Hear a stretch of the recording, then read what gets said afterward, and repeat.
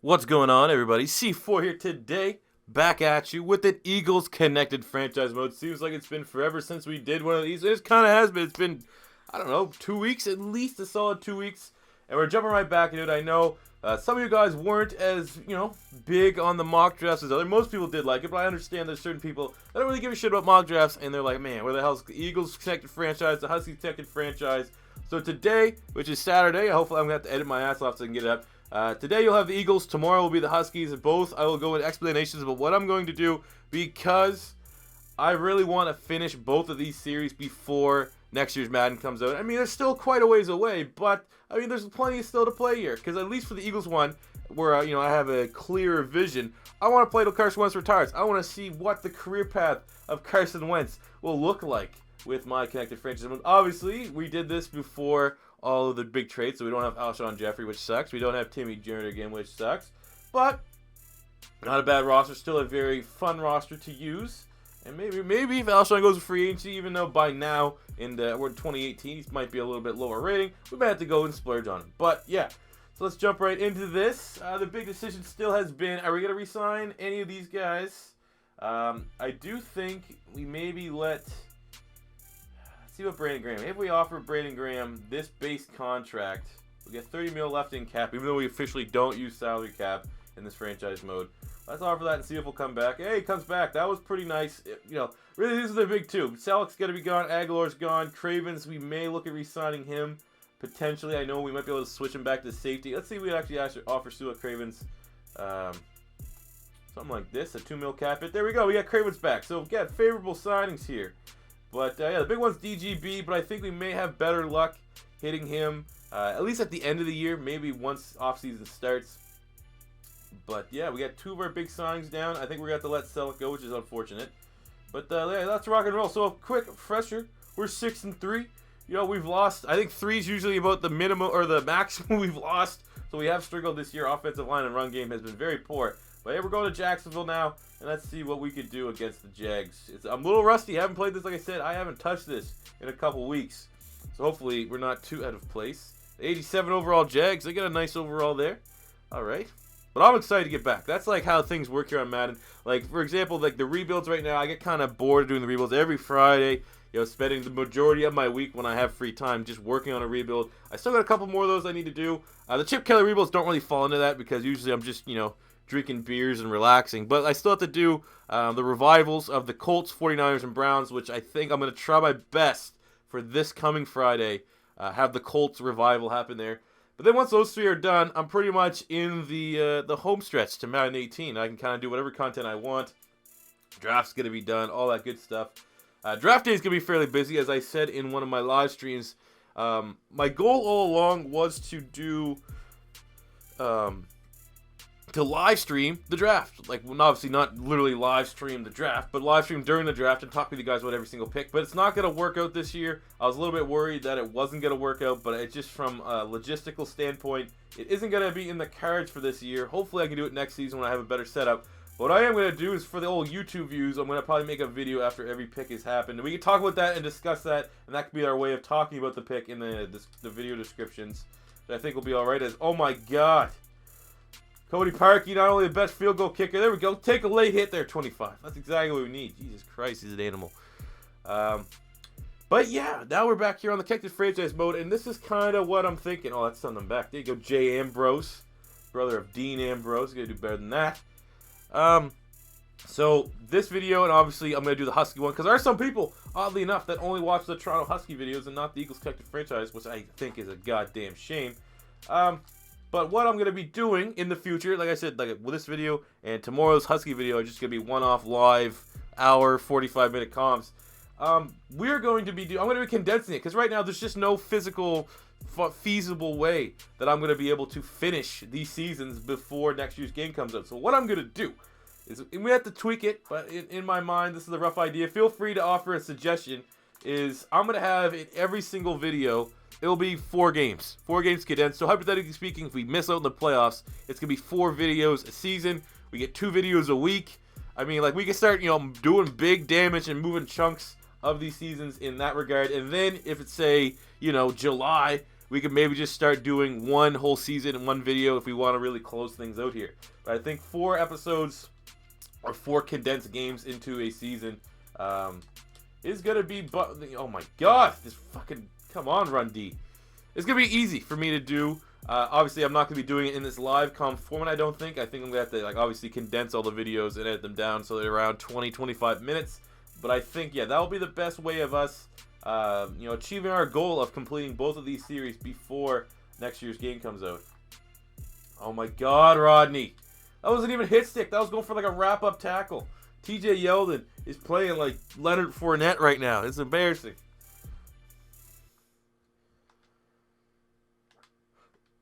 We got the Cox on Cox here, Fletcher and Brian. I mean, he's not had a good season at all.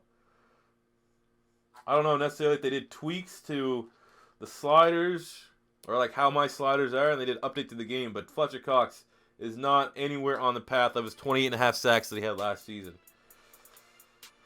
Maybe that makes what I did last year all that more impressive, because I was able to get 28.5 sacks.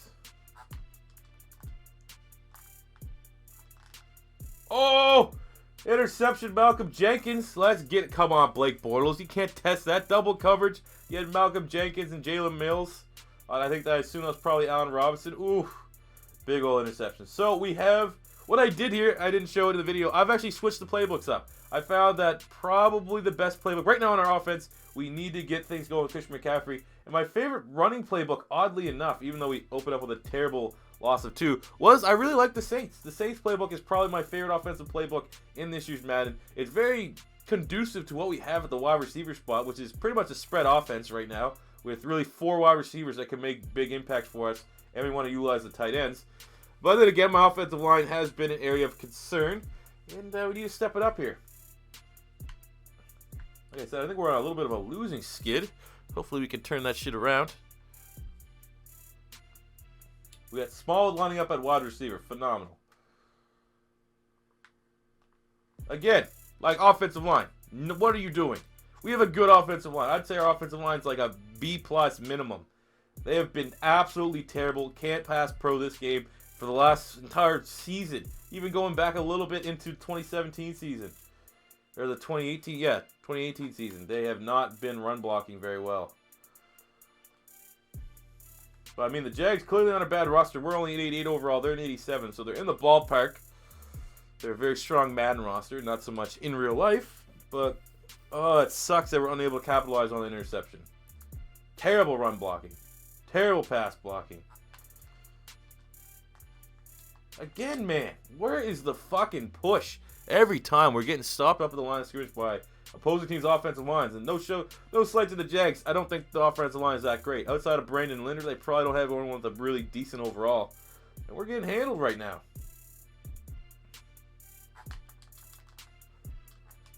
Like, what is fucking Christ, man?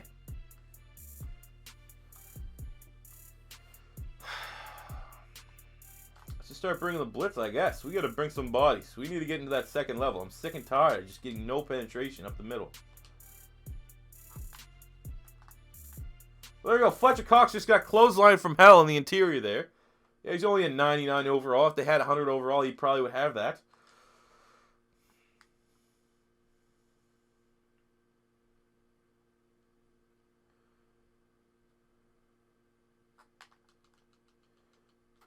I will say they have been double teaming me a lot more, and that should be holding back on them. But yeah, you can see that. I like that adjustment though. We upped the difficulty even more. It was always on all Madden, but we made the sliders even more difficult. But you can definitely see whatever tweak we did, as they have Cody Whitehair. Jesus Christ. All right, maybe the offensive line's not as bad as I thought. You got Linder and Whitehair, both those guys probably high 80s overall. Shit. It's making a little bit more sense here. All right, no quarterback pressure. Jordan Hicks. Oh, my man. What is with my AI here? That should have been an interception again if Jordan Hicks was facing the play. Where's my super linebacker play? Seems like every other team gets super linebackers. Where's mine? Jordan Hicks pretty much has that Superman cape underneath his jersey. Let him play like it.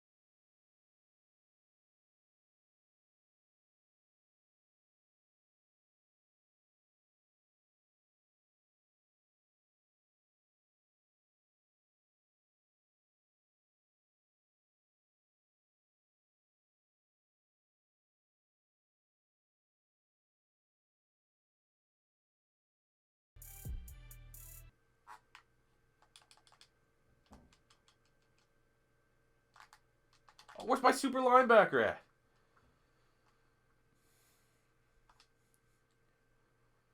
Have to get a touchdown. Just protect the sticks. That's all you need to do.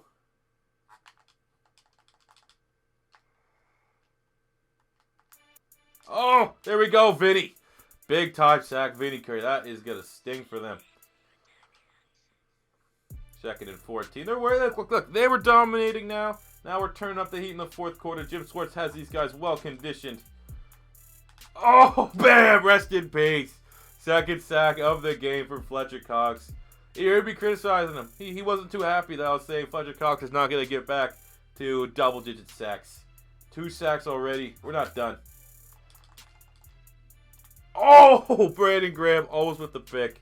I love that play. That's my favorite defensive call in the game. Look, they're going for it. They have to. This is the last chance effort for the Jags. All right, no, Fletcher Cox pinning his ears back. Oh, shit. Almost jumped off there. Come on, let's get sack 3. Oh, fuck. Hey, there we go. Malcolm Jenkins not only had the interception, saves the game, ends it. Now we can pretty much run the clock. They have 2 timeouts. Mike, yeah, that's who it was. Mike Williams, big old wide receiver from Clemson. Made a nice catch there, but too little, too late. 1 yard short because Malcolm Jenkins decided to toughen it out. And let's just do our abysmal running attack, which probably isn't going to do a whole lot, but, you know.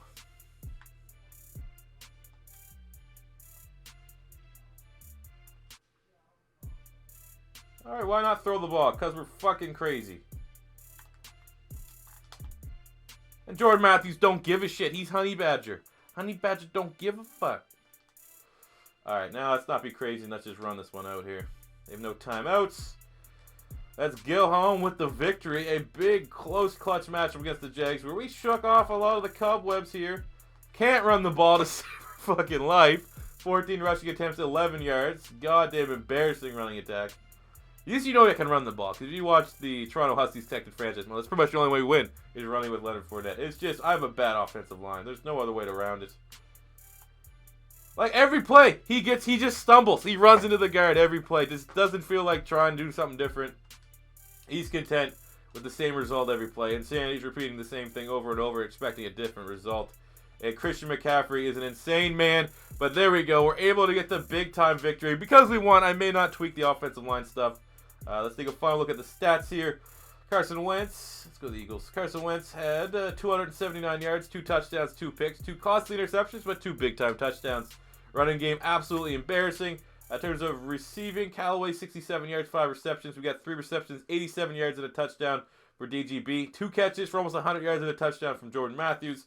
And on the defensive side of the ball, our leading tackler, Jordan Hicks, with 9 total tackles. We got 2 sacks from Fletcher Cox, 1 from Vinny Curry, and we got the interception from Malcolm Jenkins. So thank you guys for tuning in for another episode of the Philadelphia Eagles Connected Franchise Mode. As I said, this was the last time. It's going to be in the long, live, 1 video format where we're going to 4 games condensed. But always let me know in the comment section below how you guys feel about that format. If you think I should do more than 4 games, or you think that's going to be too much, let me know. But again, the main primary goal is to finish this series and try to get Carson Wentz in the Hall of Fame. Maybe that could be our goal.